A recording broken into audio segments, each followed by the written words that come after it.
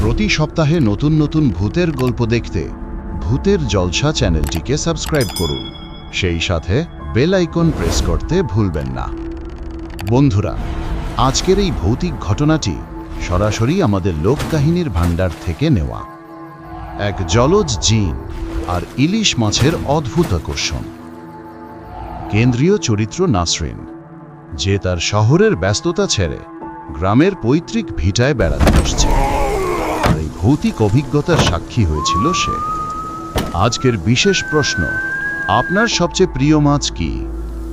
আপনার কি কখনো মনে হয়েছে আপনার সেই প্রিয় খাবারের প্রতি কোনো অলৌকিক সত্তার নজর আছে? ওই দিন ছিল বৃহস্পতিবার।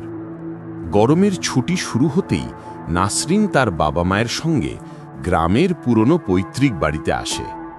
শহরে থাকার কারণে এই বাড়িতে তারা বছরে একবারের বেশি আসে না। বাড়িতে ঢোকার পর থেকেই নাসরিনের নাকে একটা মিষ্টি কিন্তু অদ্ভুত গন্ধ আসছিল, যেন কেউ খুব ভালো করে তাজা ইলিশ মাছ ভেজেছে। সে তার মাকে জিজ্ঞাসা করল, মা, ইলিশ রান্না করেছ? এত সুন্দর গন্ধ আসছে কেন? নাসরিনের মা অবাক হয়ে বললেন, কই রে, আজ তো কোনো মাছ রান্না হয়নি। ইলিশের দাম শুনেই তো মাথা খারাপ হয়ে যায়। কিন্তু গন্ধটা নাসরিনই শুধু নয়, বাড়ির সবাই পাচ্ছিল। রাত বাড়ার সাথে সাথে গন্ধটা যেন আরও তীব্র হয়ে উঠত, বিশেষ করে রান্নাঘরের কাছাকাছি। নাসরিন ব্যাপারটা নিয়ে খুব একটা ভাবল না, হয়তো আশেপাশের কোনো বাড়িতে রান্না হচ্ছে। দিনের পর দিন এই গন্ধ চলতে থাকল। ব্যাপারটা ভয়ের হয়ে দাঁড়ালো তখন, যখন নাসরিনের মা একদিন ভোরে রান্নাঘরে গেলেন।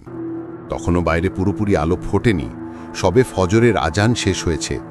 রাতের জন্য রান্না করা কিছু শাক ভর্তা ঢেকে রাখা ছিল। নাসরিনের মা দেখলেন রান্নাঘরের ছোট জানালার বাইরে থেকে একটি লম্বা, চিকন এবং কালো হাত আলতো করে ভেতরের দিকে আসছে। হাতটা এসে প্রথমে রান্না করা ভাতের হাঁড়ি ছুঁলো, তারপর আলতো করে শাক ভর্তার ঢাকনাটা তুলে দিল। হাতটা যেন কিছু খুঁজছিল, কিন্তু ধরছিল না। ভীষণ ভয় পেয়ে নাসরিনের মা এক বিকট চিৎকার দিয়ে রান্নাঘর থেকে দ্রুত চলে গেলেন। চিৎকার শুনে নাসরিন ও তার বাবা ছুটে এলেন। সবকিছু শুনে নাসরিনের বাবা বললেন, আমার মনে হয় পুরনো বাড়ি তো, তাই ইঁদুর টিঁদুর হবে।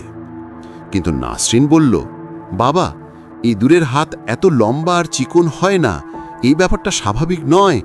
নাসরিন ব্যাপারটা জানার জন্য গ্রামের এক পুরনো মুরব্বির কাছে গেল। সব শুনে সেই মুরব্বি বললেন, তোমাদের এই বাড়িটা তো আগে একটা জেলে পাড়ার শেষ মাথায় ছিল, আর পাশেই ছিল একটি বিল।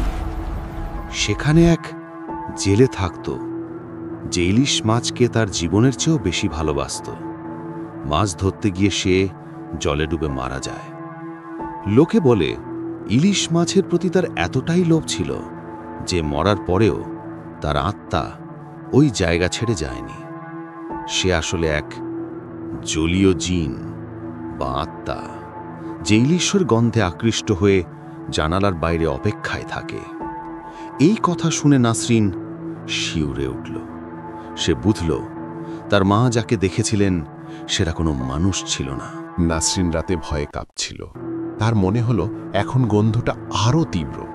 পরদিন সকালে তার মা যখন ইলিশ মাছ ভেজে পরিবেশন করলেন, তখন নাসরিন দেখল সেই গন্ধটা আর নেই। কিন্তু মাছ টেবিলে আসার সাথে সাথেই রান্নাঘর থেকে আবার সেই তীব্র ইলিশের গন্ধ আসতে শুরু করল। আশ্চর্যজনকভাবে ভাজা মাছের প্লেটে দুটো মাছ থাকার কথা, কিন্তু সেখানে ছিল একটি মাছের অর্ধেক অংশ, বাকিটা উধাও। এর আগেও এমন ছোটখাটো জিনিস তারা হারিয়েছেন। নাসরিন এবার মুরব্বির কাছে ফিরে গেল।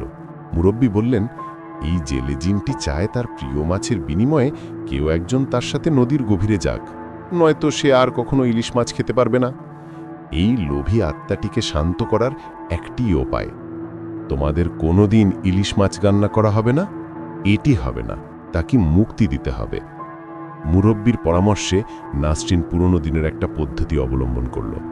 গভীর রাতে সে একটি মাটির হাঁড়িতে প্রচুর পরিমাণে ইলিশ মাছের আঁশ, তেল এবং কাটা ভরে তাতে কিছু দোয়া পাঠ করে হাঁড়িটিকে বাড়ির পূর্ব দিকের ডোবায় পুঁতে দিল। সে জানত এই জিনের ইলিশের লোভ থামানোর এটাই শেষ প্রাচীন উপায়।